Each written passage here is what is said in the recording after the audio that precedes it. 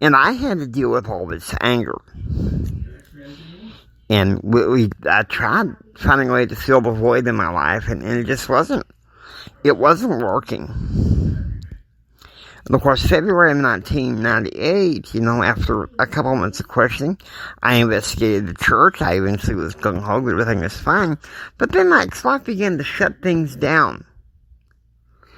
And I'm just kind of like, what in the world? She said, well, I don't believe they believe in being saved by grace.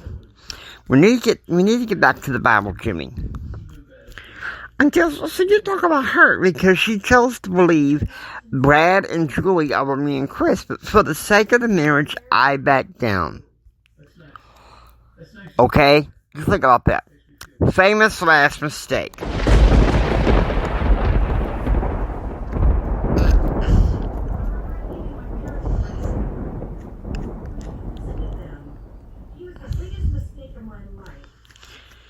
Because that was the beginning of some of the biggest mistakes in my life.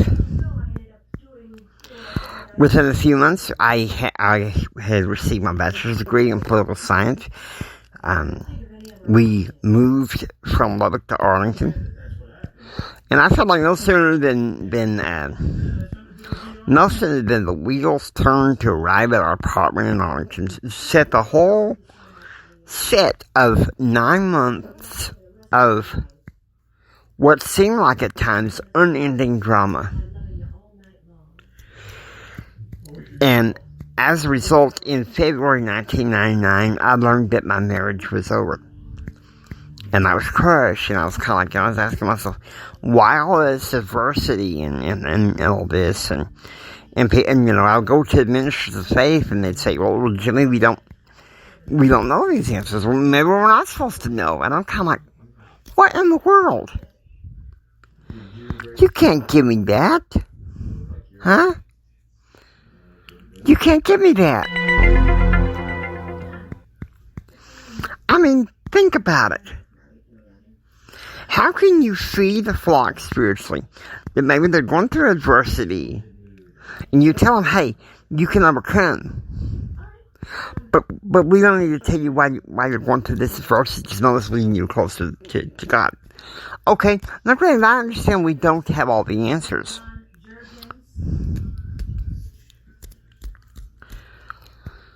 And so for 2.5 years, I was like wandering around spiritually, seeing black and white with maybe some rare exceptions when I was reminded of a vision I had. And we'll discuss this Monday night with my Great Adventure Home series, okay? The vision of blue and gold, and I couldn't figure out what it was. My friends Brad and Julie couldn't help me, and then Keith kept insisting, Jimmy, it's the church. It's the church. And so, here's the thing. This is the thing that leads to the last straw.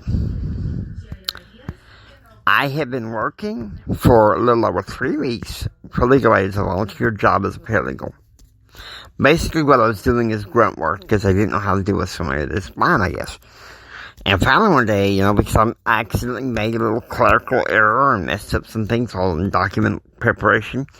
And they said, sorry, you made a critical mistake. You're terminated.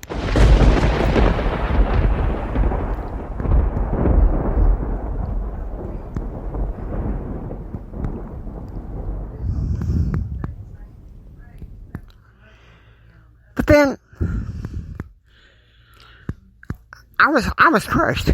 I didn't know what to do. I was crushed. And then, it was the following night that I was writing down, and I was writing down in my journal about, the atonement and the Garden of Gethsemane and all this. And I was like, these Latter-day Saints, look at their faith. It's so amazing. And the more I wrote, the more I cried. I was like, I know what must be done. I started crying and saying, almost as like crazy. I know what has to be done. And of course, I held this on as long as I could because, Brad, Julie, and Jim Bob wanted me to hold on to, but by Memorial Day 2001,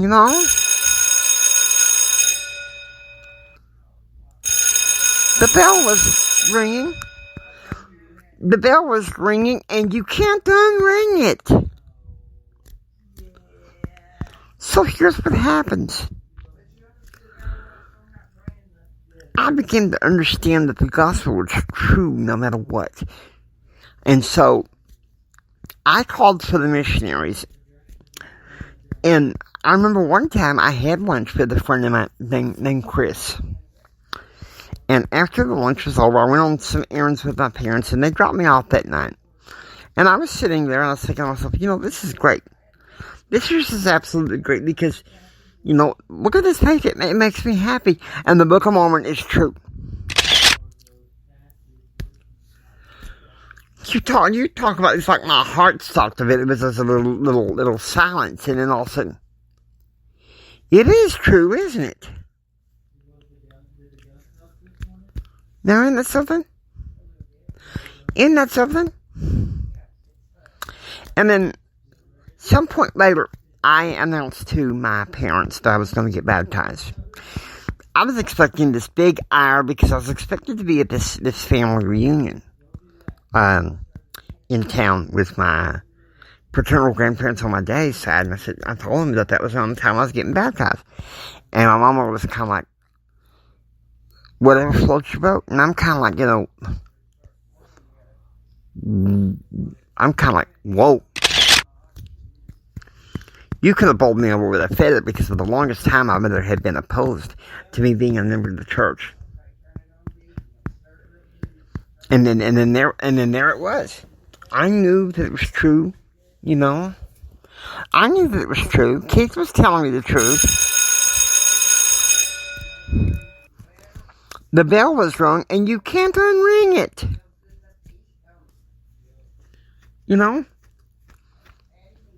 You can't unring it, no matter what. And so, I already made a decision to be baptized, and I was baptized on July 8th of 2001, and the rest is history. And I've received some rather humbling callings. The first one I had was a Sunday school teacher for what was known back then as the investigators class, the gospel principles class. Because my friend Chris saw potential in me. He felt like I knew more about the scriptures than most people investigating the church. And it's like I said Monday night, a lot of it had to do with the home group Bible studies that I was attending. Plus, all those times I was studying the Bible. I mean, it's just kind of like, blammo. It's kind of like, amazing, huh? I mean, it was like my baptism was like the shot heard round the world. The shot heard round the world. And let me tell you something, that's one of the richest blessings that I can even tell you. Because I'll tell you what's come out of this baptism into the church. Confirmation, I received the gift of the Holy Ghost. I mean, that's just like a little snapshot, And then the patriarchal blessing on April 19th, 2002. There was the veil and you can't unring it. Okay? There was the veil and you can't unring it. And so,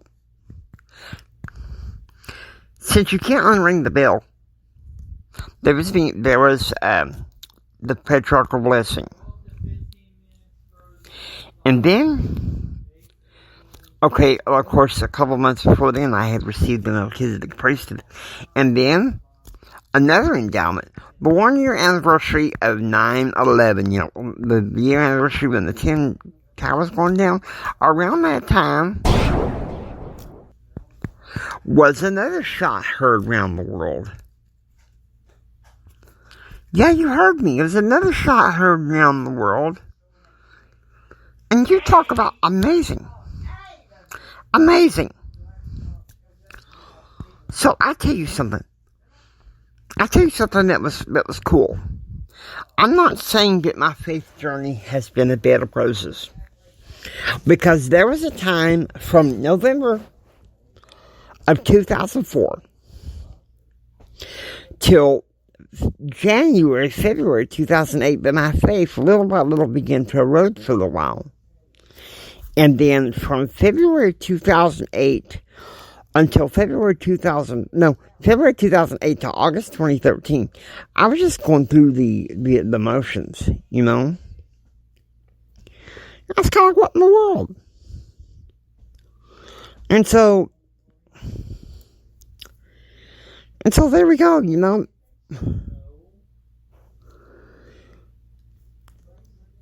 It was finally some hammer taps in my life that drove me back to the gospel. Now, has everything been perfect? Once again, no. I'll tell you. In 2018, not long after I broke my leg, I started feeling like I was at a faith impasse. That impasse ended when my bishop started taking me a lot more to the temple. And then had another impasse in late 2018, early 2019. Of course, my fall where I had my brain injury, that just blew that right over. There was nothing that was going to get me from questioning my faith. And then during COVID, I entered the same season. But now it's kind of like, you know, hey, in my instance, I know the church emphasizes the family, and I believe in that. I believe in traditional family. I hate divorce. I hate the fact that my divorce had to happen to me. But it had to happen in order for me to join the church. You know? It had to happen in order for me to join the church because there was no way that my ex-wife was going to let me join the church of us being married. For two reasons. Number one, she feared how her mother would react. I mean, her mother's a major part of the reactive culture that's going on in the world around us. But that's here and there. I'm not going to talk about that anymore. Okay? I'm not going to talk about that anymore. If I hadn't joined the church, I wouldn't be in so good right now with my family. And so many, many more. So I want you to think about this, you know. Not everything is